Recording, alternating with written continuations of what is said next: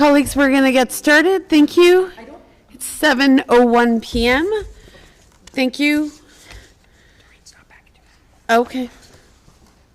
Councillor O'Sullivan is on her way. So thank you, colleagues, for your patience. We once again met in closed on a variety of matters in regards to land negotiations and some other pressing items that required our attention. But we have come out of closed now. At the beginning of our closed meeting, we did adopt the agenda with a small amendment around order of certain items.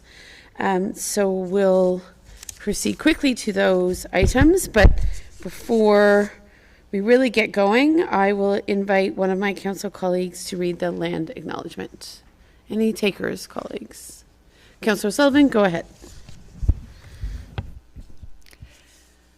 The municipality of North Grenville acknowledges that the municipality operates on the unceded and unsurrendered territory of the Anishinaabeg.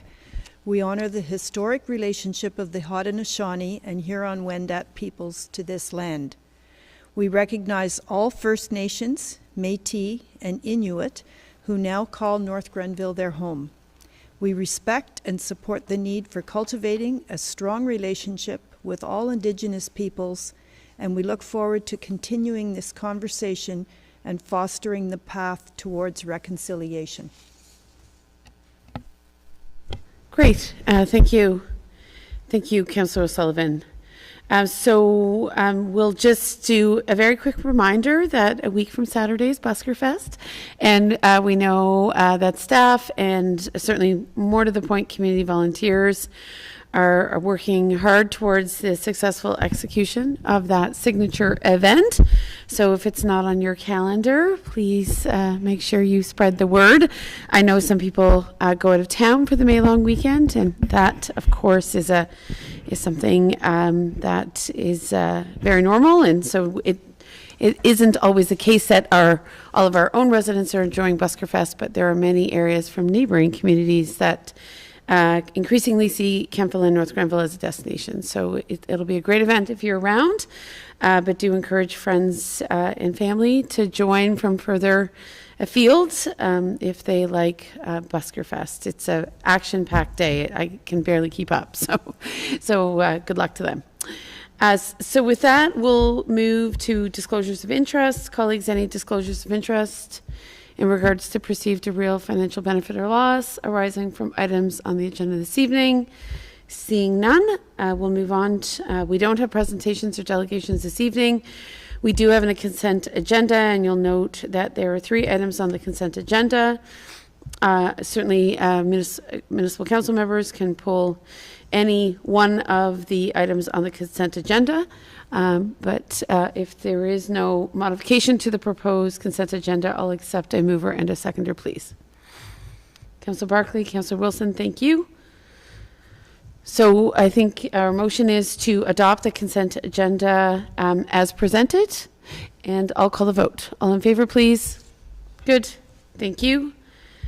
With that, we're going to flip things a little bit, and we're going to invite our planning staff to do a quick presentation, as I understand it, on site plan control, new guidelines, and then we'll move into the public meeting. It was the request of council to hear about the site plan control guidelines before the public meeting. So go ahead, Ms. Martin. Perfect. Thank you, Your Worship. I'll just wait for my slides to get up there, but I think what might help is a bit of an explanation of our current process in regards to site plan control, which I don't really detail in the report or within the slides itself. So currently, site plan control happens. It can happen in 2 ways. Usually it may be a standalone site plan application that comes in from a developer or a property owner where we're dealing with a specific site. But oftentimes we get concurrent applications with a zoning bylaw amendment and sometimes an official plan amendment as we work through that process. So typically when we receive an application, it's circulated through to staff. Within 30 days, we deem the application to be complete or not. And then it goes through various cycles of review with once all the comments are addressed, we enter into a site plan agreement. The process tonight will be quite similar, but we start to break it down into stages. And the key to this is in regards to how we provide approval. So typically, when we go through that site plan process, the approval comes through the form of the final agreement being entered into, and there's typically no formalized letter throughout that process saying you have approval or conditional approval. So changing things up a bit and we'll go to the next slide, to address some legislative changes that have happened at the provincial level. So the first of the three major housing bills that the province have put forth is Bill 109, and that received royal assent in April 14th of last year, so just over a year ago. It brought in an extensive change to the site plan control process. Some of the changes include that we are mandated to provide site plan approval within 60 days of an application being received. And the key word here is received. It doesn't have to be deemed complete. It's not based on that deeming date. It's when it's received. In the changes through Bill 109, where municipalities don't meet those timeframes, there is now a built-in refund system where we have to refund those application fees. So the changes that are being brought in through our process changes and just making them a little more formalized than they were before is in direct reaction to the province's mandated 60 days to ensure that we're meeting our timelines in regards to the structure that they've set up. Next slide, please. Very texty slide. I do break it down in the next. So we created a 4-stage process, which really just outlines a lot of what we kind of already do. Next slide, please. So the first stage is pre-consultation. The municipality has a well-established development review team where we meet with developers to discuss their applications. So at that stage, we establish what we call the submission checklist. It'll include what's required to be submitted, and it also provides site-specific comments that the municipality, the Conservation Authority, the United Counties, and in certain cases, like the Ministry of Transportation, that they provide through that consultation. So sometimes it may be something as identifying that a road widening is required, providing standards for traffic impact studies, and so forth. It also identifies if there are any additional planning process that may be required, such as a zoning bylaw amendment or an official plan amendment, and in certain cases of minor variance. So we do try to screen based on the concept plan that is provided to us as to what other applications may be required. We also at this time identify whether or not the proposal needs to apply for capacity allocation under our capacity allocation bylaw. And then we also again, going back to the other planning processes, we do confirm what what zoning's required or if the use is permitted as of right. Next slide, please. So the second stage is the application stage. So an applicant will submit their site plan control application to the municipality. We, in our plan, are proposing that we, within 2 business days, just confirm the very basics of the application, that the zoning bylaw and official plan, that the proposed use conforms to those documents, as well as confirm that capacity allocation is allocated to the project. We have 30 days to review the application for completeness, and if it is complete, we circulate those documentations for review internally and to our external partners. And then should we be satisfied with the documents that have been circulated, we start to receive comments on the materials that have been submitted. So comments are often on the civil drawings. There could be some site plan details that may be missing or that we're looking for. Typically, it's a few-page letter where we look for providing that feedback and request changes or identify if we have concerns with the application. So should the municipality overall be satisfied and there are no major concerns with the engineering and the documentation as submitted, we will issue what's considered now a conditional approval. This conditional approval will state that, in principle, the municipality supports your project. And at this stage, it's where we also confirm the commitment of capacity allocation in addition to the process that we already have. So we bring that forward. Can I just interrupt you? Yeah. You speak of a submission checklist? Yep. Who generates the submission checklist? So staff are responsible for generating that list. It's typically the planning department who provides it. So we take the comments from the various departments that are provided at the meeting, and then we identify what's required to be submitted. So like a site plan document, a traffic impact study, a planning rationale, a photometric plan for the lighting of the property, grading and drainage, stormwater. We identify all of the required studies that they need to submit with their application. And is that submission checklist available prior to an application being submitted? Do people know, is it abundantly clear what we're looking for in advance of an application? Yes, Your Worship. Yep. Okay. Yeah, and it's part of the process, right? Because we want to ensure when we receive an application that we have all the information that we need to make, an informed review to ensure that we're mitigating any impacts from the development to the surrounding area. It also allows us to ensure that are we achieving the intent of our design guidelines? Are we ensuring there's connectivity? It allows for us to look at how the site fits holistically into the surrounding area. I only ask because sometimes we hear from developers that they didn't know that they needed to submit X document. Now, it may be related to one of those sort of larger documents that's featured in the submission checklist, but I know sometimes that comes up. They say, well, we didn't expect to have to submit that information. So, and I understand they may be coming from a perspective where they're new to the process, or many different things could be going on there, but I just wanted to ask for clarity. Yep. How much in advance is that checklist available, or through the DRT process? Do other items emerge that sort of become part of the evaluation but aren't necessarily there in the first round? So typically, just maybe to address that question of things coming out of, you didn't request it at the start.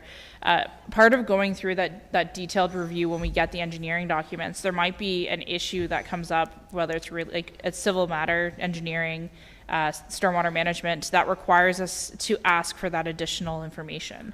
And in certain circumstances, it might be a bit of a kind of a bottleneck in being able to move forward in having to answer that question. So at the pre-consultation stage, we try to provide as much information as we can, but in certain circumstances, as you go through that process, you go through the engineering and that detailed design, that's where we can start to identify, is this going to be a concern? Because at the end of the day, we need to ensure that development going forward doesn't have negative impacts on our infrastructure, and again, it kind of fits holistically into the surrounding area, and that especially when it comes to things like stormwater management, grading and drainage, these are you need to ensure that they're meeting pre-development standards prior to development. Perfect. So, thank you. okay, we'll just go to the next slide. In regards to kind of the third stage, we see this as kind of that resubmission stage. So the applicant will submit essentially a response letter and updated reports and drawings as identified within our conditional approval. It may require an additional round of comments. It'll depend on whether or not our comments have been satisfied. We envision a shorter timeline in being able to provide these comments, and again, if subsequent resubmissions are required, we'll work with the developer to address those. And oftentimes, just for council's benefit, we usually go through about 2 to 3 rounds on average. Sometimes it might be a little more, sometimes it could be less. It depends on the quality of the submission we receive to get to that final product where we're satisfied that we can move forward with a site plan agreement. Next slide. So the final stage of the process is the execution of the site plan agreement. The developer will register the agreement on title and provide us with documentation of such.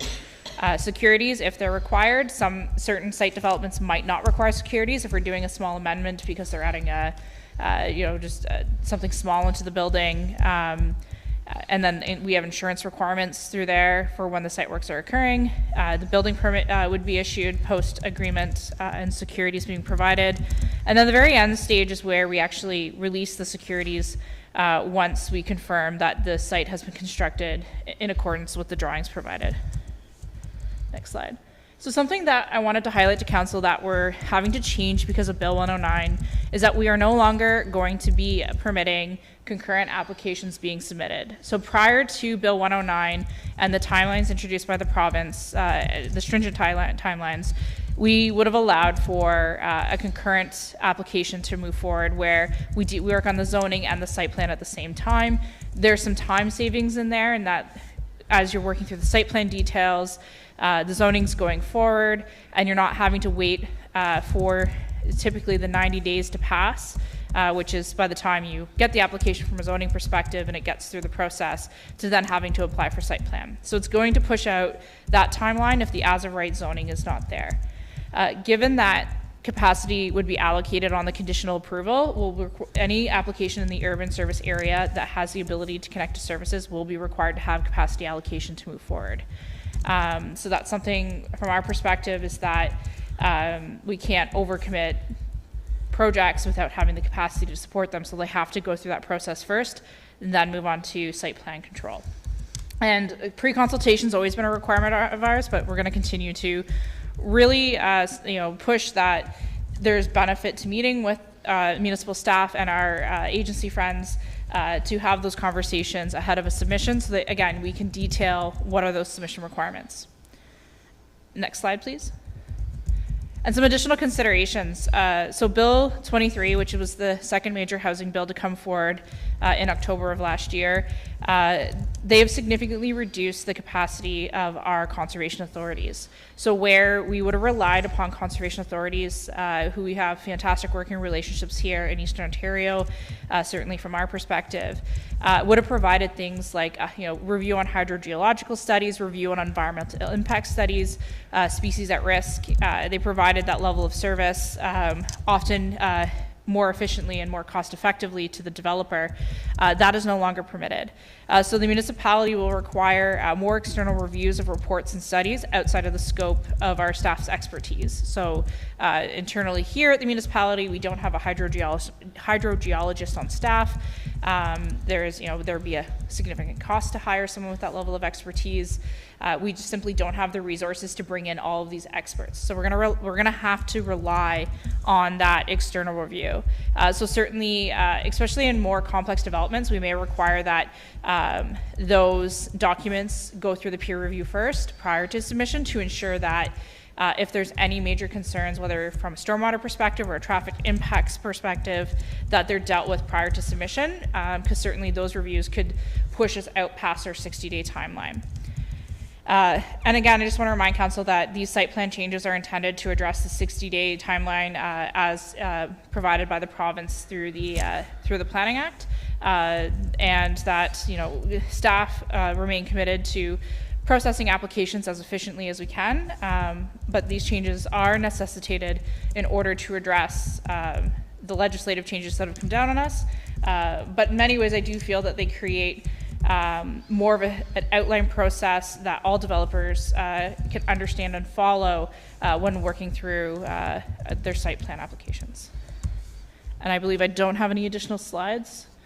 So I can take questions from a member of council at this time in regards to our process changes. Thank you very much. So I see Councillor Barclay's hand, Councillor Strachan's, I'm just taking a bit of a list, Councillor O'Sullivan, Councillor Wilson. I don't see yours at the present time, but feel free to raise your hand. So we'll start with Councillor Barclay, please. Thank you, Madam Mayor. Through you to Director Martin. So the Bill 109, the effective changes is to eliminate concurrent zoning bylaw, official plan amendments, and site plan approval. So in effect, it's stretching out. So it in effect would take longer in certain circumstances to go through this process than previously. Is that correct? That is correct, Deputy Mayor. And something I might point out too is that especially sites that may be more constrained or more complex, we have benefited from the ability from being able to do that first site plan review, where we've identified some major concerns, whether it's from more of the engineering perspective, that may cause significant site redesign. And should we go through that process and there's significant concerns with site design that would cause the need for a zoning application, it automatically, it's not approved, and they have to go back to the beginning and start through that process. So it kind of takes away that ability for where we've been able to kind of work within the process to address those through, like, as we do things concurrently, to now it has to be, you have to have the as of right zoning, because our timeline ticks away from the second we receive the application. Yeah, a complete application. Yes. Yeah. A final question, if I might. Do we have the ability to conditionally approve a site plan currently? Because that's one of the things that we're going to be changing once 109 comes into effect. Yep, through your worship to the deputy mayor. So yes, we can give that conditional approval. It hasn't been a practice in the past 5+ years. Certainly since I've been here, typically it's just been working through that process. But we do have the ability to give that approval. The approval doesn't mean you're entering into the site plan agreement at that time. It's just we're formalizing it a little more than what we may have done in the past. I'm sorry, but conditions can be applied at that. We can articulate conditions for approval. If we provide a conditional approval, it's based on certain conditions that we can dictate. Is that correct? Yes, that's correct, Deputy Mayor. And it's no different than what we do for subdivisions. So it's basically mimicking that subdivision process. Good, thank you. And I'll go to Councillor Strakian. Thank you, Madam Mayor. Through you to Director Martin. I think I would like to provide a little bit of context from the Conservation Authority's perspective as well, because this time of year we're reviewing a lot of annual reports and so on. And one thing that came to light in that conversation that ties into the point that you're making, Director Martin, about the impacts of Bill 23 and the Conservation Authority is that the province set standards previously to ensure that agencies like the Conservation Authority weren't getting in the way of planning and development in that whole process. And so the timelines that they were met in terms of the Rideau Valley Conservation Authority, they met all of their timelines, the provincially mandated guidelines, timelines by 99% of the time. So basically, they were never the reason that things were being delayed, according to the province. In 2019, the Conservation Authority also brought in more stringent timelines, and even with those significantly more stringent, in some cases, a third of the time that they were applying to themselves to say we want a better customer service perspective, they were still meeting their more stringent timelines about 60% of the time, and that's through the pandemic with 25% increase in growth and construction and so on. So I just wanted to put that out there because I think that's part of what gets lost in this conversation about the role that the Conservation Authority plays in this, because I think in some people's minds, it's seen that the Conservation Authority gets in the way of moving things forward and so on. And as far as advancing these applications forward, the Conservation Authority has not been the roadblock in this process. So just to add to that point that you were making, Director Martin, about the impact of Bill 23. Thank you. Okay, and I'll go to Councillor O'Sullivan. I would suggest that as Ms. Martin highlighted, our conservation authorities that we work most directly with have excellent reputations, to your point, and are very efficient and effective. I'm not sure that all conservation authorities across the province, I have no idea, would have necessarily worked in the same way or with the same efficacy. But certainly, Councillor Strachan, your point is well taken in terms of our relationship, which has been very positive and productive with our local conservation authorities. I'm going to recognize Councillor O'Sullivan. Thank you, through you, Madam Mayor, to Director Martin. And thank you, Councillor Strachan. My questions also regarding Bill 23 and the role of the conservation authorities. So they're basically, we now have to rely on external reports for pretty much the same information that we were getting from the conservation authorities. The cost of this, is that borne by the applicant for those reports? And they're part of what is a complete application when those reports come in? Through your worship, so any costs in regards to external reviews, so where we hire a third party to review a document, is borne by the developer. It's not borne by the municipality. It's part of the process. So that is billed back to them. Thank you. And to follow that, Can the developer use the conservation authorities to obtain those reports? Through your worship, no, they cannot. The province was pretty clear through Bill 23 that they cannot act as a third-party consultant for municipalities or for developers. So, in effect, would the cost to the developer be similar if they were paying the Conservation Authority for the report previously, and now they have to go to another external provider? Through your worship. So in conversation with our partners at the Rideau Valley Conservation Authority, they were of the opinion that there certainly was a cost savings by having that expertise in-house because of the level of service that they could provide. So, I mean, certainly without going to market to get quotes to see the cost of reviewing a certain document that the Conservation Authority would have reviewed, I can't really give you like that definitive yes or no, but it certainly was of the opinion that there is a cost savings by having their staff review. Okay, thank you very much. Okay, I'll recognize Councillor Wilson and then back to Councillor Strachian, and then maybe we'll move on to the public meeting. But go ahead, Councillor Wilson, please. Through you, Madam Mayor, to Director Martin.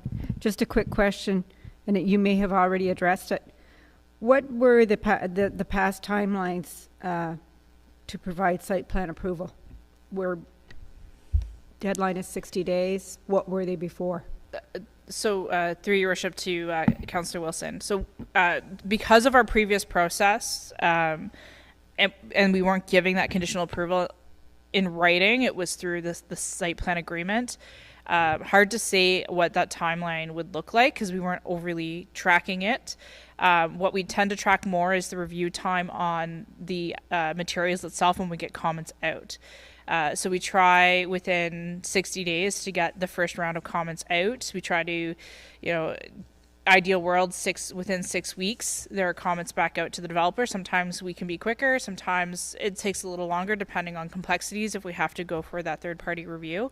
On average, a more kind of standard non-complex application can take, and again, it's going to depend on when we get comments back from the developer, 4 to 6 months. More complex sites can take longer, depending on what's involved. But I would say on average, we're trying to 60 days for that first round of comments to get out to the developer. So what's going to change now is that it'll be in the format of a conditional approval, where it will state you've received conditional approval subject to these conditions. List the conditions. There'll be conditions on seeing the changes within the documents and addressing the comments of the municipality.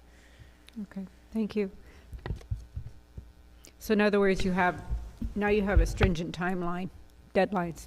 Okay, thanks. Okay, Councillor Strachian.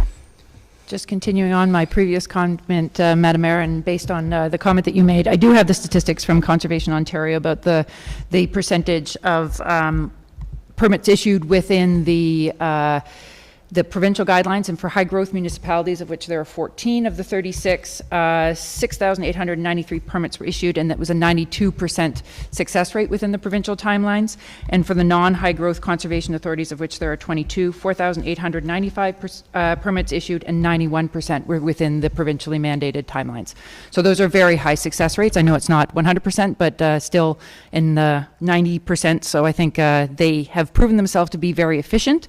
And I think to the point that Councillor Sullivan made as well about the resources being used, conservation authorities were a very efficient way to use of taxpayer money, of which we pay into the Conservation Authority as part of their budget, by using their resources, one resource for many. And so unfortunately, a lot of that has changed with Bill 23. Thank you. Thank you for that data, Councillor Strachian. I think the relationship of various conservation authorities to the province is not one I'm well equipped to speak to, other than some of the data you're providing. But I will tell you that in a variety of conversations, I think our conservation authorities may be truly the gold standard. And I don't know if I can speak to how others have functioned in granular detail. Timelines are one thing, and I think what our conservation authorities have really demonstrated is a tremendous willingness to work productively and positively on all fronts. But those additional insights are valuable. Okay, I don't see any other hands. So if that's the case, I believe we're just receiving the report of the new guidelines. Ms. Martin, I assume that these new updated processes are effective immediately? That is correct, Your Worship. It's just more of a informing council of the changes that we're making, more some from a process standpoint as well. Just it's always nice to be able to provide a bit of a public venue for the public to hear as to how we're trying to adapt to these changes. But we've already started to shift our model of providing site plan approvals towards this standard. Right. Okay. Good stuff. So then I'll take a motion to receive the report. Mover, seconder. Thank you, Councillor Barclay. Councillor Sullivan. Any last comments or questions? Okay. All in favor? Good. Thank you. Next, we'll move back to the planning meeting that we were anticipating, or I should say the public meeting that we were anticipating. And Ms. Janot, I'm just looking for the script for the public meeting because we are going to enter a public meeting, is my understanding. Is that right? Okay. Not sure it's available. I'll take a look for it maybe in my package. Just want to make sure I present it the right way. Just give us a second. We'll get ourselves organized.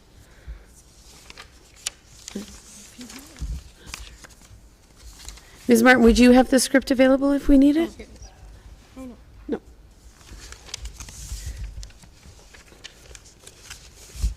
Okay, we'll just need a minute, so we'll just recess for a couple of minutes so that we can just grab the script. Thanks.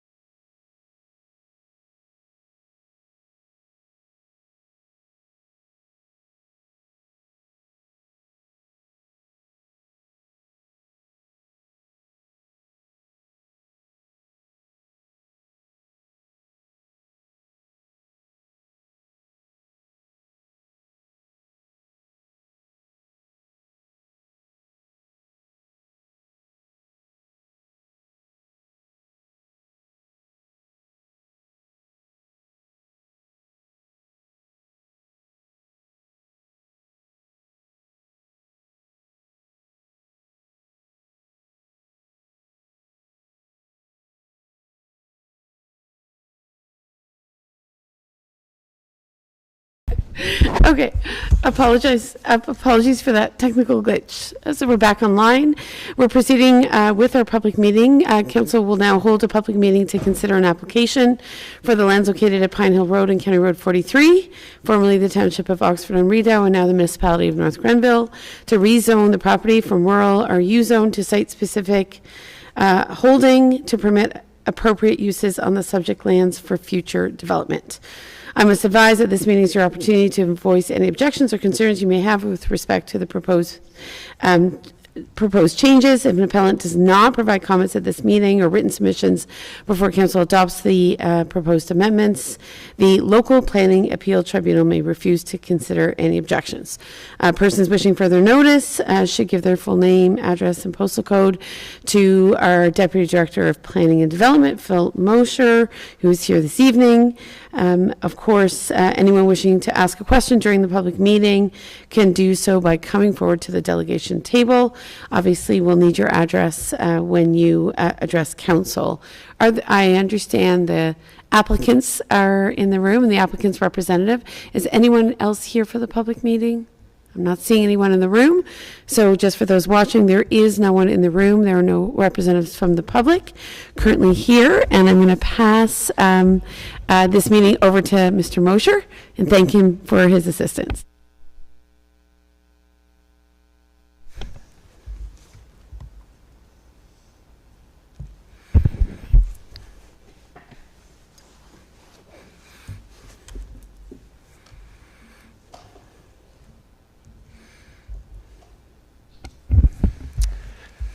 Thank you, Your Worship. If we could go to the next slide, please. So as mentioned, the subject property is on the corner of County Road 43 and Pine Hill Road. I'm going to give a brief application overview, and then we'll go into looking at some maps and talking about what exactly is being proposed.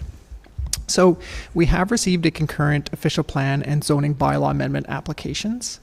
And the effect of these would be to allow the property to develop at 149 units per gross hectare on the site, whereas the current maximums established under the official plan are 60 units per gross hectare.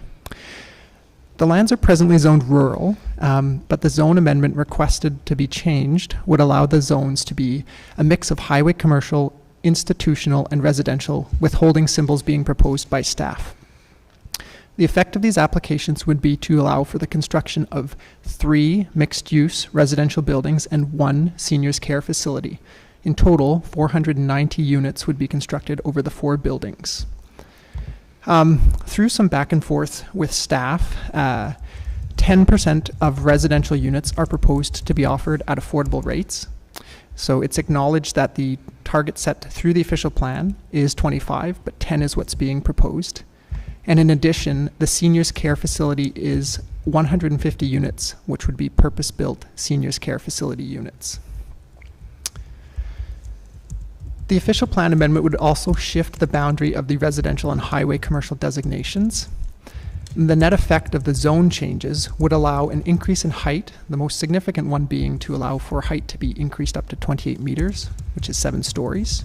And there would be 2 underground, potentially 3 underground parking units, levels for parking storage. The zoning changes would also allow for shared loading, parking, and amenity spaces amongst all the buildings on the site. And an additional request is made to vary watercourse setbacks. So prior to the public meeting, but following publication deadlines for reports, the agent did request additional variances to reduce parking spaces on the site. So we did receive that request, although we haven't had a formal chance to send that off for peer review and to properly consider it. So based on that most recent request, staff will be recommending deferral on this matter, but we still wanted to hold the required statutory public meeting to see if there's any additional comments on the development. Next slide, please. Many submission materials were provided in support of this development, and you would expect that with one that's of this size, and they included a planning rationale, traffic impact study, landscape plan and concept plans, geotechnical investigations, environmental impact statements, preliminary hydrogeological investigations, serviceability reports, drainage plans, and storm, water, and sewer network plans. It's important to note that some of these documents that were provided were outside the scope of myself or anybody in the municipality to provide a proper review. So several of them were sent off for peer review, and those comments have been included in the physical report that's been written. Next slide, please. This shows the site. It's highlighted in blue. So we can see the area at the corner of Pine Hill and 43. And if we look at our surroundings, to the north is Food Basics, and that's just across the roundabout. The Kemptville Mall to the east. The Southbridge Home Care Center facility, although it's not shown on the aerial photograph, is located just further to the east. South and east, you get into residential neighborhoods. The Holy Cross site, it's quite a large property, and it is south and directly abuts it, although it's not developed at the north end of that site, at the south end of this site. To the southwest is the Cranberry Hill residential subdivision. Completing the circle, we come up to the BMR located west, and then going north and west would be the Oxford Village subdivision. So that's this area in a nutshell, site location in context. Next slide, please. So this concept plan shows how the buildings would be on the property. The brown colored building would be phase 1, and that would be a purpose-built rental apartment building. There'd be 90 units there. As currently proposed, although that may be subject to further review with the parking request, there would be 3 levels of underground parking. So that would represent phase 1. Phase 2, the pinkish building, would be a seniors care facility with 150 units for that specific purpose. It would enjoy an occupancy under the building code which recognizes that it is a seniors care facility, so there would be increased distances for fire separations and firefighting purposes and things of that nature.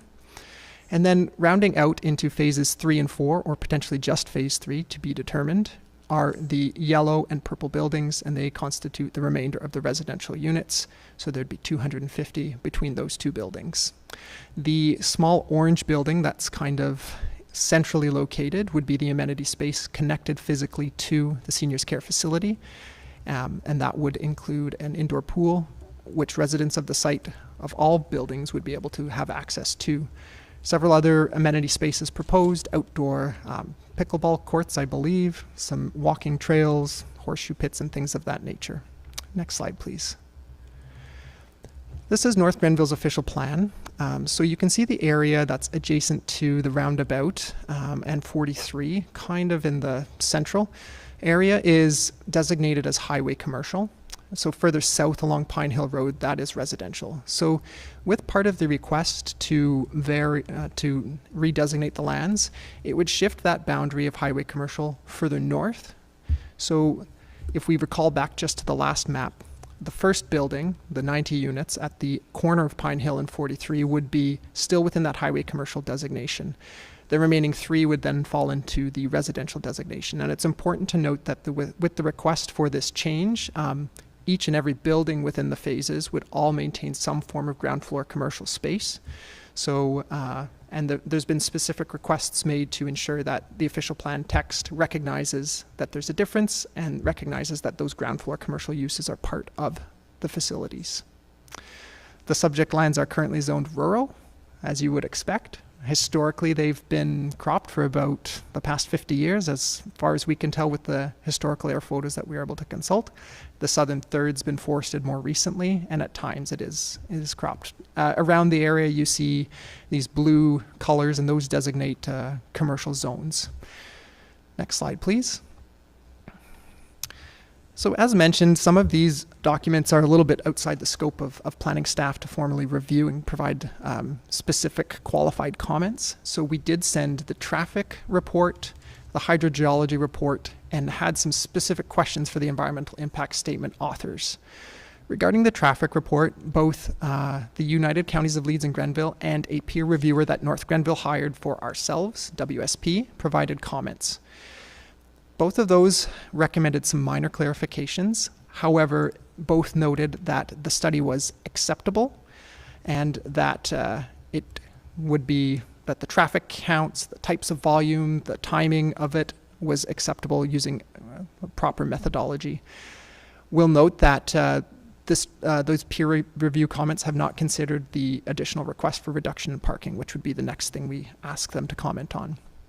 In terms of hydrogeology, this is one of those documents we normally would have sent to a conservation authority for review, but we're unable to. So we did retain the services of GRI Inc. And the author of that report noted that if the proposed mitigation measures as proposed in the hydrogeological report are carried out, that North Grenville's policies would be addressed. Again, some minor clarifications were recommended, but in general, the intent and the purpose of the hydrogeological report was found to be acceptable. In terms of the environmental impact statement, we didn't ask for specific peer review of this document. I do have some familiarity with EISs. I'm not a qualified biologist, but I asked some questions to the author. Those clarifications were provided. I guess the biggest concern that we had is the development itself would potentially displace a small unevaluated wetland, not all of it, but a small portion of it. And we just wanted to have really clear understanding that that was not provincially significant, locally significant, or deemed to be of value under the Ontario Wetland Evaluation System. So that confirmation was provided back to us. And so we're very pleased to receive that comment. Next slide, please. within the report, and I do apologize, it's the longest report I think I've ever had to write for development, but it outlines how this proposal is generally consistent with the PPS in my view. It promotes an efficient development in a proper location. It protects some of the highway commercial space through the ground floor commercial. It can avoid the need for unjustified expansion of infrastructure by being within a serviced area. It's using the land efficiently, and it is appropriate intensification. It's been planned and coordinated with other levels of government and with public health and safety. Those include the United Counties of Leeds and Grenville and Emergency and Protective Services. And it does have the potential to minimize the length and number of vehicle trips through its compact form. So with proper setbacks, it would be able to protect natural heritage features and would not permit development in fish habitat. Next slide, please. Again, we go to the county's official plan. It protects a portion of employment lands within the municipality. Similarly to the PPS, it does use those lands efficiently in my view. And it provides an alternative style of housing, assisted living, seniors care facility, apartment style dwellings to assist our community in achieving a diverse mix of housing types. Approval of it could help the counties delay urban expansion within North Grenville, and it generally maintains setbacks of 30 meters from adjacent watercourses. Next slide, please. Our own official plan, this would help bring the mix of dwellings within our community more in line with our targets. It provides a shift. It would provide those high density units, and it would include some affordable units. It does manage growth forecasts, intensifying land use of a vacant site where it's in an appropriate location and where municipal services would be made available. It would meet the objectives of the residential designation. It would satisfy several of North Grenville's housing policies. And in terms of how it addresses bonusing, it addresses bonusing in the official plan by proposing 10% of units to be affordable and by proposing assisted housing for seniors. Next slide, please. So I wanted to just take a bit of time to talk about the bonusing. There were some comments, and I will get to them in a moment, but there were some comments about the fact that the proportion of affordable units seemed low for the number that was being provided. As planning staff, we have to come up with an opinion and we have to provide some rationale behind that. In my view, the thing that allows this to apply for that increased density is twofold. Within our official plan, we have different criteria for when something could be eligible for bonusing, and they include affordable housing. And in addition, they include those types of housing that would be for people requiring special care. In my view, this satisfies two of those requirements. Now, I know the proportion of 10% is not as high as the target sets, but the fact that they're addressing two key needs within the community is seen to be something worthy of bonusing, in my opinion. Next slide, please. So we did receive some questions from Mr. Cannon regarding the structure and implementation of affordability. And we did receive some requests for additional information from neighbors, and that was provided on. No further comments resulted from that. Specifically with regard to Mr. Cannon's comments, he noted that the staff report did not specifically mention the fact that the target is 25%, so I acknowledge that. That's a fair critique. And then he went on to say that he thought that proportion seemed very low, and I know council has received this comment directly. Further, he had some concerns with the implementation as proposed by staff and the use of the holding symbol and the fact that they seemed vague in their expectations. He was confused he was concerned that because they seemed vague, that they would not be something that would allow North Grenville to achieve success, specifically from an affordable housing perspective. To that, I would say that it's quite similar to the type of hold symbol that has been passed in other developments of this type. In my view, it's best to not specify a specific value within the zone bylaw, but to leave that open for further discussion with council. And the holding symbol always will have the wording in there to say, to the satisfaction of the municipality of North Grenville, to the satisfaction of council then, to make sure that they are ready to lift the hold. And ultimately, it comes back to council to lift that hold off when they feel that that has been addressed. Next slide, please. So we did receive some comments from our internal departments and external agencies, a letter of no comment from Emergency and Protective Services, but there was notes that fire protection systems, fire safety plans, fire access routes must be demonstrated during site plan and building permit processes. Of particular note, there was specific focused conversations had with the fire chief about the height And it was confirmed that this is probably the tallest building that could be serviced by our ladder trucks, but that they could service this building. Although if there was a fire at any of these buildings, mutual aid would immediately be enacted through the fire service. We received a letter of no objection from Rideau Valley Conservation Authority noting that the stormwater management objectives are appropriate as detailed within the report. We received a note from the Public Works Department that sanitary services will need to be extended to the site, and so they would need to be done at the cost of the developer.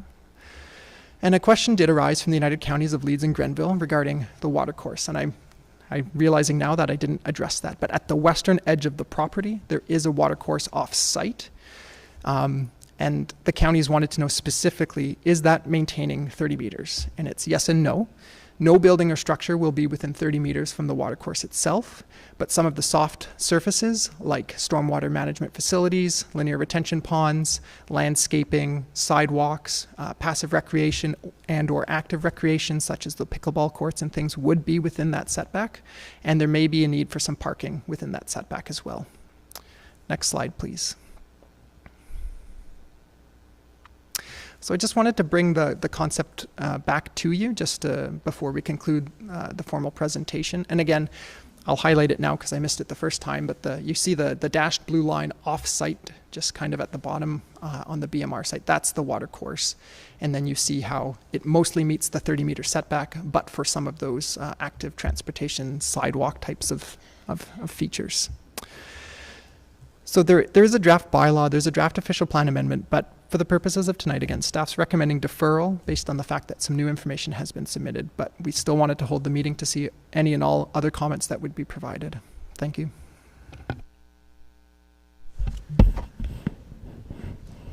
Okay, thank you. Council colleagues, any questions for staff? Yes. So I have Councillor O'Sullivan. Do I have Councillor Barkley nodding? Councillor Strachan? Okay, we'll start there.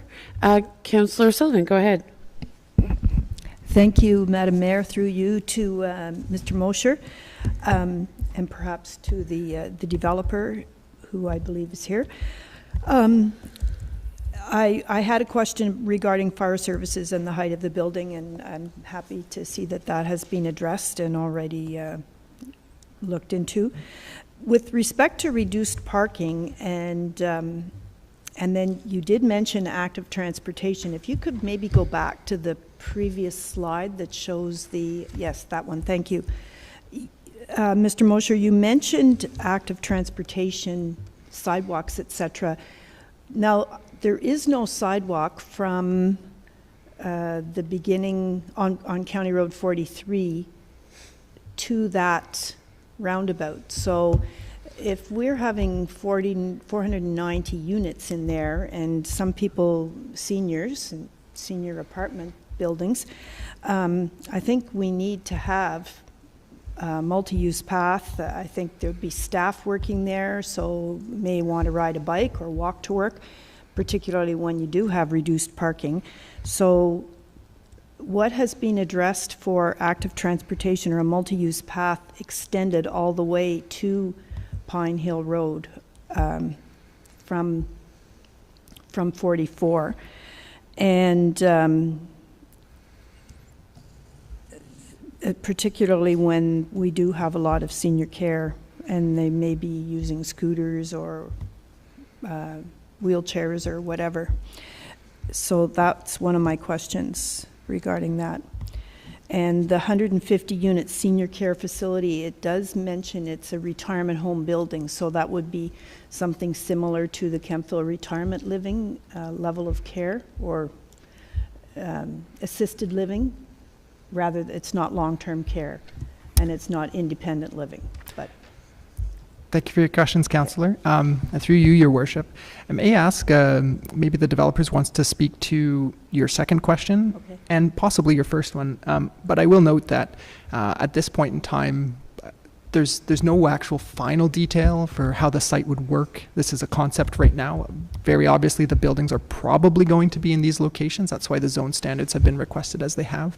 But the details of on-site interaction and all of that is yet to come at the site plan stage. But I think the developer and his agent may be better suited to answer that question plus your second. So just before we go there, I just want to give other council colleagues the benefit of asking staff questions. And I guess I don't know where they're appropriately directed. So perhaps we'll get the other questions on the table, and then the applicant can take note of where you need to respond specifically. So I will go to Councillor Barclay. Yeah, I think you've partially answered my question. What we see here is a concept plan. We're strictly looking at a zoning bylaw amendment and an official plan amendment. But when a concept plan, the site plan comes to us, will we be able to, at that point, attach holding symbol to it in order to address certain conditions? Through you, Your Worship. So when the zone bylaw finally passes, the required things to remove the hold would be, amongst other things, affordability, an agreement regarding the affordable housing units, the servicing to the site, and the execution of a proper agreement. So the holding is on the ZBA and the OBA? On the OPA? ZBA, on Yeah. the zoning bylaw, yes. Zoning, okay. So to that extent, my question is, a water course has been identified, and, under whatever, section 28, a 30-meter setback is generally maintained. So in your opinion, a 30-meter setback has been generally maintained? Through you, Your Worship. For all buildings and structures, yes, but there would be some pathways, and there would be other types of recreational facilities within that 30-meter setback as well. There would be grassed swales and things that form part of the stormwater infrastructure. But in general, the intent and purpose of the 30-meter setback, in my view, is maintained. Despite the fact that you're saying sidewalks and parking, which are not permeable, would be part of that encroachment on the setback. Yes. Okay. I understand the rationale in terms of bonusing, but bonusing is based on a 2018 official plan at this point in time, in terms of the number of units per hectare. Correct? The official plan designates a certain number of units per hectare, and Yes. we're allowing for bonusing of that. It's an interesting question, through you, Your Worship. I mean, these are the rules that we have to offer to developers and to provide specific comment on, and it's what these rules say, and it's what. No, it's not an apology. It's just more of a statement of fact that these are the rules by which we go, and that's it. So we'll have an opportunity to change those rules when we have a new official plan going forward. Yes. Great, thanks. I'm going to move to Councillor Strachan. Thank you. Through your worship, to Mr. Mosier. So a couple questions for you, and then I guess a couple questions directed to the developer. The cost of retaining the services of GRI Inc., is that borne by the municipality? Thank you, through you, Your Worship. No, it will be passed along to the developer. Okay, thank you. Do you have a number as to what those the costs are, just to give us a sense of what we're looking at for those kinds of outsourcing? Yeah, I do, through you, Your Worship. For this one, it's approximately $900, so Okay. that was a bit of a bargain. Thank you. And then regarding the level of service from this fire services, so you've addressed the maximum height and that our current vehicles would be able to reach that height should they need to in the case of a fire. Has the conversation about adding in other built-in fire protection systems like sprinklers and so on into the building, has that been part of the conversation with the developer at all? Thank you. Through your worship, those conversations have been had internally, and certainly there's Ontario Building Code requirements for once you get to specific height, what you need to do in order to properly protect the building. I'm not an expert to speak to it, and to my knowledge, I did come into this file a little bit later, so I'm not sure if that specific level of detail at this stage has been addressed with the developer, but generally those conversations will happen at building permit stage. Okay, Thank you very much. And the last two questions that I have, Your Worship, are more, I guess, directed towards the developer or representative. I would like to understand the traffic study portion of this, and I don't know, Mr. Mosier, if you're able to answer to any of this, perhaps. But we've run into this previously where the traffic study tends to look very local to the new development. But when I look at this map, Oxford Village is about to happen in that area. That's a very big development. I know leaving the parking lot by the Tim Hortons there can be very busy in the morning with the roundabout in there, and now we've got another exit, and yes, it is a conceptual drawing, but an exit from the parking lot from that development as well. So it seems like we would have increased traffic. So I don't know, did the current traffic study take into account Oxford Village and that increase? Thank you for the question. Through you, Your Worship. It didn't specifically account for Oxford Village as it's not yet constructed. It's understood that that's in process, but it focused more on the Pine Hill Road South, and it focused more on the County Road corridor. And it did, and maybe Ms. Alchawa will offer some alternative comments, but it noted that this is kind of the specific catchment for this area, and then it made some suggested modifications through the County Road 43 roundabout redesign and all of that, that there would be an extension of a splitter leg so that traffic that comes into the site from County Road 43, it's right in, it's right out. So that's kind of the context that it did look at that. But again, it was more so focused on 2600 County Road 43, the Kemptville Mall, Pine Hill South, that area, and then County Road 43 there. Okay, thank you very much. And the final question I have is regarding the variance to parking, and I know that planning has already said that that was not fully considered at this point, but perhaps the developer could provide some more information as to what the variance being proposed looks like. Thank you. Okay. Okay, so then perhaps the applicant and or the applicant's representative can come forward. Thank you. So I think we have some outstanding questions from Councillor O'Sullivan that you've been patiently waiting for, Councillor O'Sullivan. So perhaps you can remind us of those questions for the applicant, and then we'll go to Councillor Strachan's question, and then I have a couple. Thank you. Thank you, Madam Mayor. So my questions were regarding active transportation around the site and the level of care that would be in the retirement home building. And I think this concept is great. So I have no problem with the concept. I just want to make sure that some of the nitty-gritty details are taken care of. And as we grow, we need to do it properly and think ahead. And so I think looking at multi-use path and active transportation down County Road 44 with this big development going on would be important. So just like to know your thoughts on that. Thank you.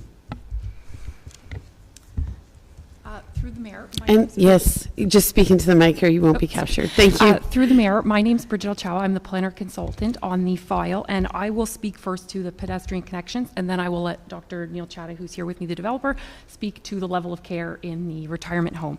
So at this point, as Mr. Mosier noted, it is a concept plan. We haven't moved forward with a site plan control application at this point in time. What we've focused on is providing a series of pathways throughout the site that will ultimately lead to connections to get across 43 to the other sides, that like towards the plaza and things of that nature. But the actual layout will be done at detailed design stage when we're moving on to site plan control. But that has been the focus right now, is the flow around the site and sending people to two proposed locations where they would cross over Pine Hill Road. Through the mayor, thanks, Councillor O'Sullivan, for your questions. I do agree that active, lifestyles is something we promote with our projects. We've done one in Perth, and we made sure that there was a sidewalk where just, if anyone knows Perth, there we're just south of Rideau Ferry Road, so we made sure there's a sidewalk going all the way up to the corner and then crossing into town all the way through. So we want to do something very similar here, which is actually the reason why we decided on this site, because it actually does go right into town, you know, moving south. So that was a big pro for us. As far as the care, we do provide all levels of care in the facility. So the whole concept is aging in place. You can move in independent in any one of the 3 buildings and then work your way through the various buildings as your care needs increase, and there will be a physician and nursing staff at the retirement home doing regular visits for any of the residents that would want to use a doctor in-house. Thank you. Okay, Councillor Strachan, you had a couple of questions as well. Do you want to just refresh us? Yeah, good evening. Thank you very much for being here. The couple of questions that I had were related to the traffic study, although I'm not sure if you have anything more to add beyond what Mr. Mosier has already stated, and the variance to parking. If you could clarify that, please. Through the mayor, I'll also just add something on with the water course. For the setback, the items that we noted would be within the setback. We're proposing a 2-zone setback. So while all of the buildings would meet the requirement, there's then a smaller portion between 20 and 30 meters where some of those other items would be able to be located. So you wouldn't have anything next to the water course. Everything would be outside of the 15 meters, which was the original setback that's supported by the EIS. Nothing's actually at the 15 meters, but so we're basically going to proceed with a 2-zone to protect the water course and recognizing that the buildings will all be meeting the 30-meter setback. And I guess the second one, for the parking, we're still working on what we're looking at, but right now what we're considering is understanding that a significant portion of who we expect to be living in some of the buildings are seniors, and we're looking for the first building rate that would be approximately 0.75 spaces per unit, which is what you guys currently require for a seniors apartment building. And then we would add in a 0.10 space for visitor parking. So we would be taking the seniors visitor parking rate and then adding a visitor parking requirement onto it. Right now, the seniors apartments don't require any visitor parking. That's what we would be looking at for the Brown building on the concept plan there. And then the second reduction that we would be looking at is related to the retirement home. And that one, we'd be looking at a rate that we've used on other developments, and which is more in line with what is offered right now at the Kemptville Retirement Living, except we would be doing a combination. We'd be doing a 0.25 per unit plus 1 space per 100 square meters of gross floor area that's used for the health services or the other related uses, so that it's not just, that is the aspect that would take into account staff parking, is the 1 per 100. Through you, Madam Mayor, just for clarification, what does that mean in actual numbers of parking spots? What is that from what our standard is compared to what you're actually asking for in a reduction? It would, for the retirement home, because we only have a concept right now, we don't have a breakdown of the GFA. I don't know what it would be. Right now, what the requirement is for the retirement home is it's 1 for every 2 beds, but there's not a separate staff parking. So the commercial rates would still say the same, sorry, for the commercial space, and then the actual building itself, depending on what the ultimate breakdown is when we get to site plan control, that's when we would know what the reduction is. Okay, I guess just a comment on this one, not really a question. With every new development we've seen in the infill and elsewhere, we have a significant parking issue across the core part of Kemptville. The difference, I think, here, though, is if you're building additional units from an infill perspective in the core part of Kemptville, you can park on the street, even if that's, there's limitations there in winter and so on, but there is street parking available. There is absolutely no street parking available here. That's, the Pine Hill and 43 are not places where you could park. So if there isn't sufficient parking there addressed from the outset, then that would be a really, really significant problem for the residents there. So just putting it out there, because we seem to encounter this in all of our conversations on the planning side. No, it's understood, and we appreciate the concern, and that's, we have yet to submit our formal request, but we understand that it's going to go back to your peer reviewer, WSP, and we're working with our transportation engineer as well to come up with something that's appropriate for the site. Thank you. I appreciate that. So overall, I'll echo what Councillor O'Sullivan has said. I think this is a great idea. The concept here is really good with the mixed type of housing and the density and so on. So I think it has a lot of promise. It's very promising, I think, overall. Thank you. Thank you. Great. So, of course, there is no recommendation being advanced this evening by staff, right? This is, we're simply fulfilling the purposes of the public meeting as advertised. So my remaining questions are in part to do with affordability. Certainly, I had the opportunity to tour the facility in Perth, and an outstanding care facility, I might add, with a warmth and a caring, I think, that was really exemplary. So amazing to think that we could have some additional options in North Grenville for our seniors. While we're not aging as quickly as other part of the counties, there is no doubt an urgent need.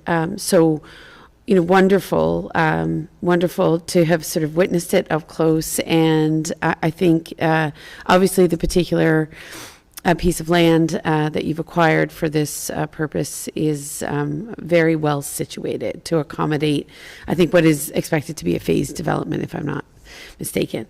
That being said, Carl Cannon was the co-chair of my Affordable Housing Task Force, a lot of credibility in the community and a strong advocate for affordable housing. So certainly, as we had discussed, balancing some of those interests between an objective of 25% and the reality of a specific proposal for 10% in this context, I think is tough for us to navigate because we want affordability in our community. And we recognize, I think, that you're bringing something, particularly in terms of the seniors care facility and that first building, I believe, which is envisioned, which is the multi-residential rental units. Those things are urgently required. So I think yet to be resolved on the 10%. We understand that's a staff recommendation at this stage. Could you help me, and maybe this is a question for you, Mr. Mosher, when we look at some of the other considerations, community benefit that arises from a development such as this, which will, I think, offer such wonderful quality of life options, right? Certainly for a cohort of seniors that is really desperate for that and wanting that. How have, in previous instances, and I don't know if you can answer this tonight, but how do we reconcile or look at that community benefit, versus the percentage of affordable housing we're asking for? You're well aware of other public meetings where we've discussed that percentage of affordable housing and held developers to a standard that was closer to 25%. So I recognize tonight we're dealing with a deferral, but while we're in the public meeting, I do think it's important to tease out some of this community benefit so that I can better understand what that reconciliation we have to make as a council around some of those affordable housing objectives and other outcomes. Thank you, Your Worship.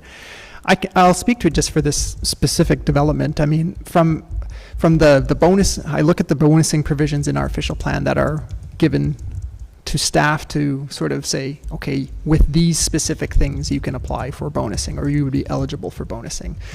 And although community benefit is one of those things, it's more so, in my view, in the realm of, public parks or active recreation and things of that nature. It's not to say that there would be no community benefit from this development, but when I did my analysis, I didn't look or consider the community benefit piece as part of my analysis. I considered the fact that there would be some affordable units and that there would be a special care facility. And I can't really speak to previous developments. Each one is always a case-by-case basis and considered on its own merits. And then as a staff person, I have to come up with an opinion. So that's kind of my thought process for it. I will note too that, it's hard because Mr. Cannon's comments focus specifically on the affordability, but they didn't also acknowledge the special care facility. So I don't know, maybe his opinion would have changed in that comment if he had believed that that was of something that would be for bonusing too, but it's hard to tell. Okay. So certainly maybe further conversation on these nuances may be beneficial. I do have one other question, but I'm going to recognize Councillor Barkley. Go ahead, Councillor Barkley. Thank you, Madam Mayor. I just want to share my perspective in terms of your question to Mr. Mosher. And I think we have to look beyond just the affordable housing strategy to our overall housing strategy. And this development, I concur with my councillor colleagues. It's a wonderful development. I think it's well thought out in terms of the concept plan, and it's in a great location.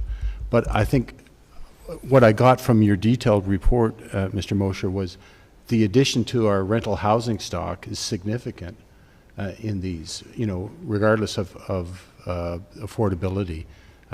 It just increases the number of choices that people have and the opportunity to live in this community at any price point if they can't afford to purchase or don't want to purchase. The number of rental units alone, I think, are a significant community benefit and contribute greatly to the goals of our housing strategy. So that, from my perspective, I think it's valuable.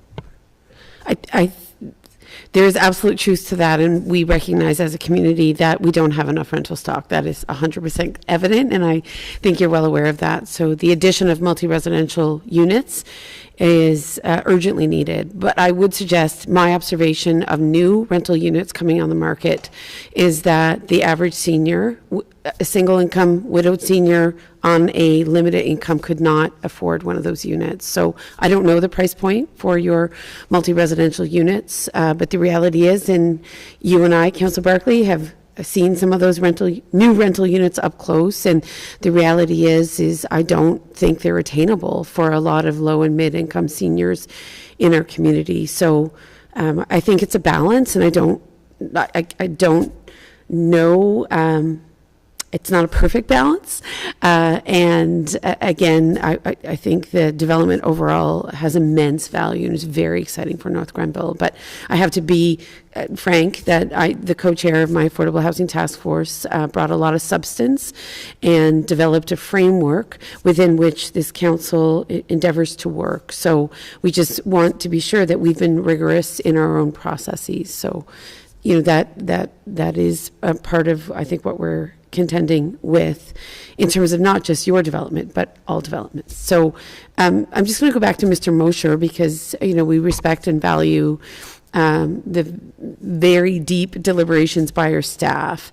Landing on 10% came from where? When you have to pick a number, right, knowing what our objective is and knowing that it's very difficult to achieve that objective necessarily within any one development, so we accept that.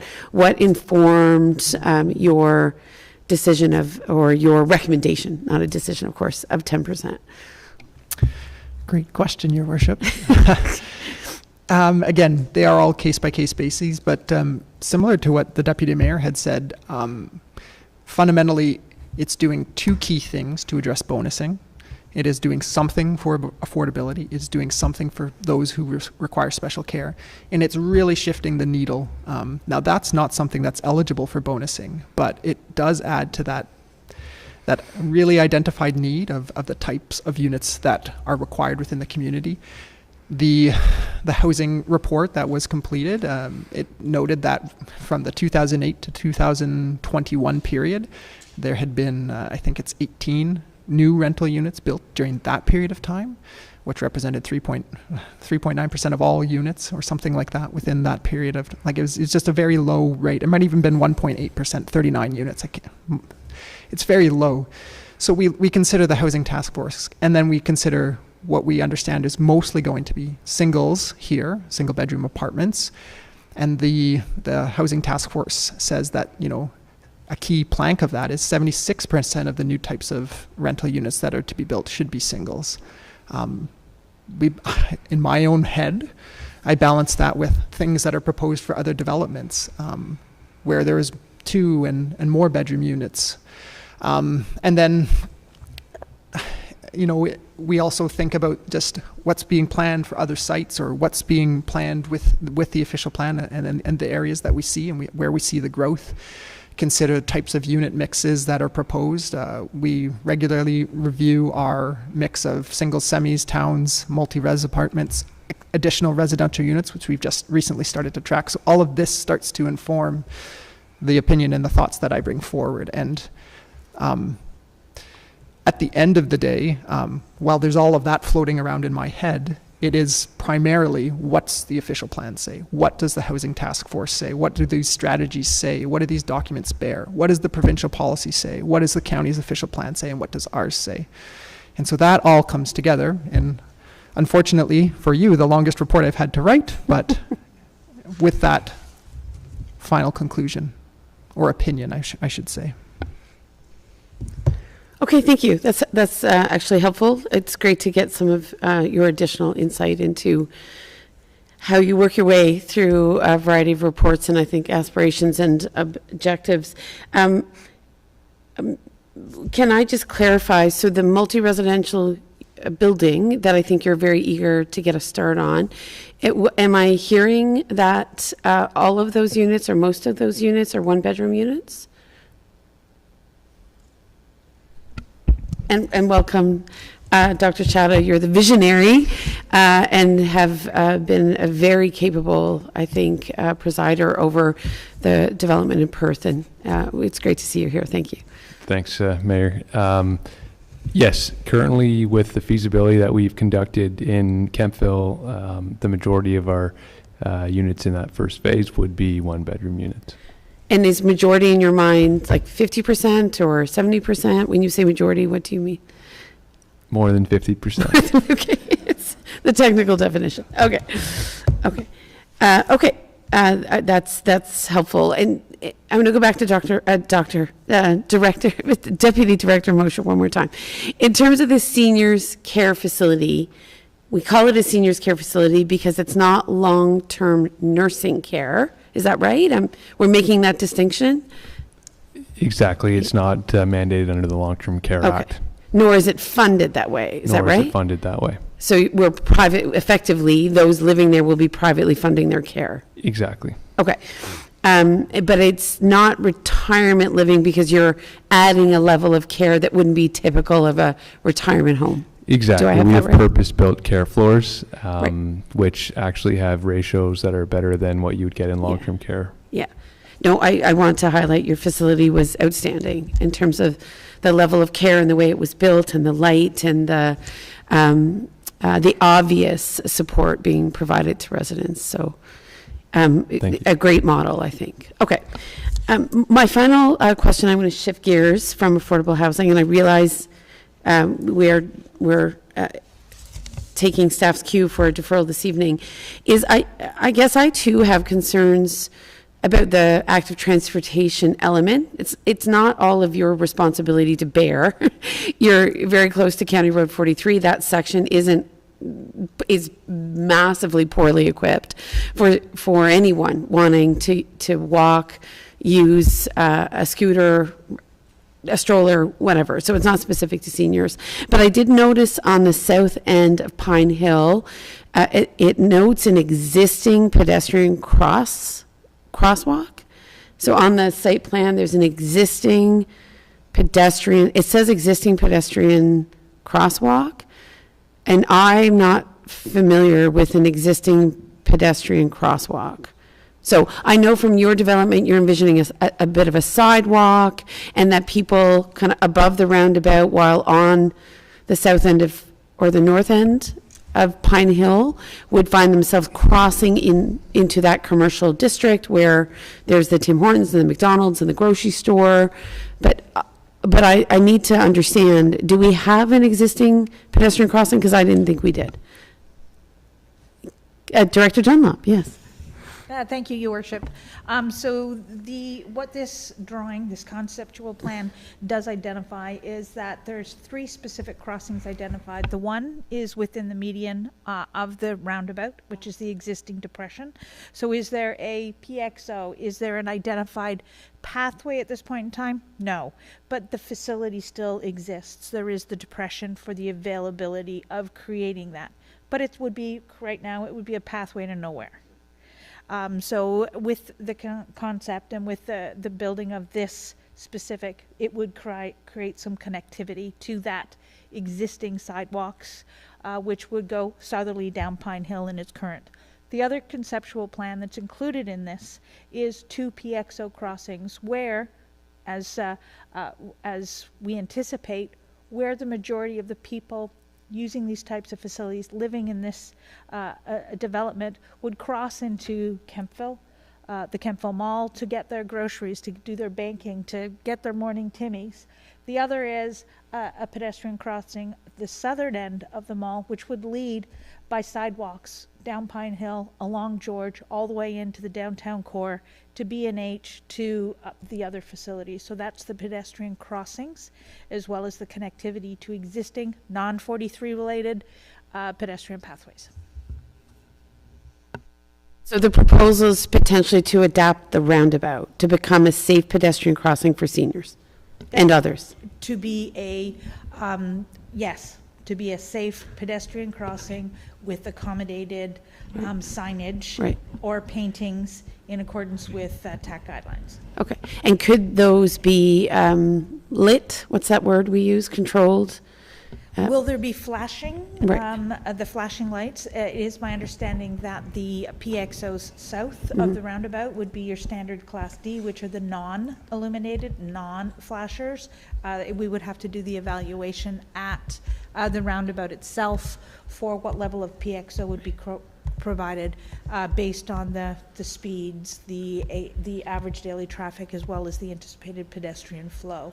As we've seen east of County Road 44, the PXO level is a little higher when crossing the county road, but not necessarily when crossing the minor road, which would be the municipal component. So that is something I cannot specifically answer until we do that evaluation. Okay, Mr. Mosher? Thank you, Your Worship. I just wanted to read, this attachment is within the report, and it's the peer review comments from WSP, and it's on page 4, and just has a comment about internal site circulation, that this report should provide a discussion of vehicle, pedestrian, cyclist movement on the internal roadways and pathways within the proposed development site, identify potential conflict points between them, and mitigation measures that may be required. So this is an outstanding comment. It's I know that Ms. Alchawa and their team have taken it back, but these are the kinds of things that will be considered in a more fulsome manner. So it's on the radar. Indeed. Okay. And I don't want to belabor it. I know that this is concept, so we're not into execution, and there's far more granular detail. I just want to note, I'm looking at the map. I'm not looking at a proposed pedestrian crossing within the roundabout. It says existing pedestrian crossing, and it goes straight from Pine Hill all the way over to the other side of what I think is the entrance to the Kempville Mall. So we can talk later about whether or not I'm reading it well, or if there's an existing crossway. All I'm concerned about is I know you're wanting to host hundreds of seniors. I want those seniors to be safe. We all do. And I think, unfortunately, given volumes of traffic on both Pine Hill and County Road 43 and a roundabout that people like to go quickly through on their way, this is a very busy regional thoroughfare. I would be remiss if I didn't really ask those questions, because I think without sufficient pedestrian controls, the judgment, the visibility, the mobility of the average senior that I think you're hoping to host and have stay in your community for a number of years may not align well with pedestrian crossings if they're not very well controlled. So I'm sure there's more discussion to be had on that point. I've certainly done my thing this evening, colleagues, so I'll ask for any last questions before we make a motion to defer as per staff recommendation. Anything else? Oh, thank you, Councillor Sullivan. Thank you, Madam Mayor. And through you, I guess, to Mr. Mosher or perhaps to Dr. Chadha. Nice to see you again. I think that I don't know what the timeline is for completion of all of these units, but I think if we're looking at the future in terms of multi-use path and further development of County Road 43, at least as far as Somerville, there is another business down there, the BMR, plus the Kemptville Health and Wellness, which has physicians and a pharmacy.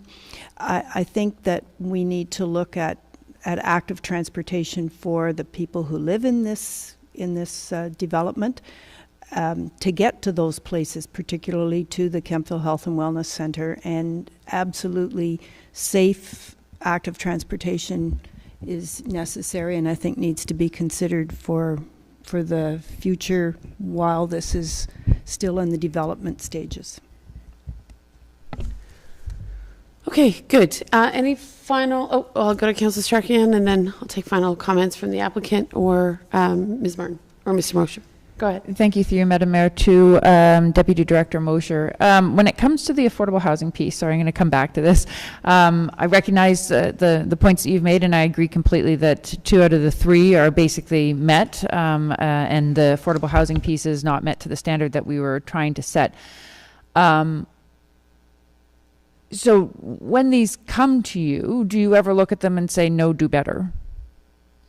25%, in a case like this, where you could say, you know what, council has said 25%, don't lowball us, we want 25%, so can you actually achieve that? And I'm trying to say this with all the kindness as I possibly can, but you know, when it comes down to it, you know, how do we, where would we make that statement? Because it seems like every development that's coming to us, we're making allowances for not having the 25%, and we know that affordable isn't necessarily attainable as well, right? So there's that whole situation there that isn't truly affordable with that I think most people would like to see as well. So, Excellent question.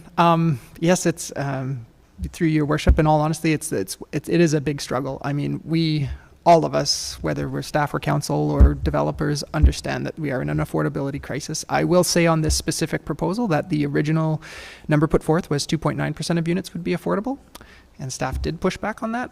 I thank you for that. Okay, that's appreciated. Thank you. Okay, so any final comments this evening? Through the mayor, I was just going to add on that comment, we are in a unique situation right now that since the time we submitted our application, the definitions have changed and the calculations have changed. So at this point in time, we aren't actually aware of what the rates are actually going to be. So it's hard to make a commitment right here today when we don't actually know what we're committing to. And we've been trying to get those calculations, and staff has been great. They have been following up trying to get those calculations as well. But unfortunately right now, we don't know what the numbers are, which is why we appreciate being able to proceed with the holding so that we can deal with the affordable measure when we do know all the information. Yeah, certainly it's an outstanding matter that I think is haunting a lot of developers who are committed to affordability. So I know there's some urgency around that, and we're definitely doing our best to create the clarity, because certainly that will be, I think, incredibly helpful to you in terms of a final percentage, if you will. So we're very eager, as you are, to get those numbers. But I want to thank you for being here. I think a development like this can be a game changer for certainly North Grenville in terms of all of the various amenities and stages of care that are being proposed. And I look forward to seeing the recommendation come back. And maybe we'll have more information on affordable housing, which will equip you to feel more confident about what you are able to deliver on. So, but I know lots of work has gone into planning and discussions and visioning. We are, certainly hopeful that in one way or another it comes to fruition. All right. So a motion to defer then? Okay. So council colleagues, can I get that motion to defer? Councillor Sullivan, Councillor Wilson, thank you. Mover and a seconder. I presume there's no debate on that, so I'll call the question. All in favor? Good. Okay, I think we're nearing the end. We have, I don't believe, is there anything under Public Works that you'd like to bring to our attention, Director Dunlop? Oh, I'm so sorry, Mr. Mosher. I've skipped a step. Oh, I have to close the public meeting. Yes, thank you. Okay. All right. With no public here, we lost the plot. So we are closing the public meeting that was in play for approximately the last, I think, 45 minutes. So that meeting is closed, so I can go on to other business. Is that right? All right. So nothing under Public Works. We don't have Mr. Guy here this evening for Parks and Rec, nor do we have our chief. I believe there's no correspondence this evening. Is that right, Ms. Janot? Okay. Other business, I foresee none. Notice of motions, colleagues, any notice of motions? Not seeing any. So we'll move to introduction and consideration of bylaws. We've dealt with all the bylaws this evening, Ms. Janot, is that correct? Okay. And with the remaining two members in the audience, any questions? Ladies? No, we're good?